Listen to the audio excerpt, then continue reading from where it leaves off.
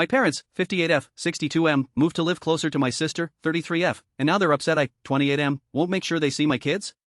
I, 28M, always felt like my parents heavily favored my sister, 33F, to me. But I tried to have a good relationship with my family regardless. My sister and I are okay, but we were simply never that close to each other and were distant as adults.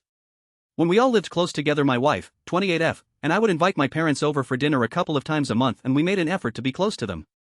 My sister and her husband, 40M, didn't make the same effort, and my parents always said it was understandable because they had kids. This will come up in a minute. My sister and her husband moved out of state 2 years ago, and my parents decided to follow them. They had a lot of steps taken for the move before they told me anything. My wife was pregnant with our oldest at the time, and my parents didn't seem to care that they would be out of state when their grandchild was born. For me, it was a sign to drop the rope, and I did.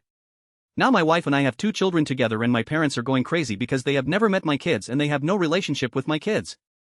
They have called a few times and asked why I haven't made the effort to take the kids to see them, and I told them I'm busy with young kids and it should be understandable that I would not be able to make the effort. They asked what that was meant to mean, and I said it was understandable when my sister couldn't make time for them when they lived 10 minutes from each other, so it should be understandable that we couldn't make the time or do the travel with young kids. My parents asked me to stop being petty, and they lectured me on the importance of grandparents for kids and close family relationships. I said if they cared they would make the effort, and I left it there.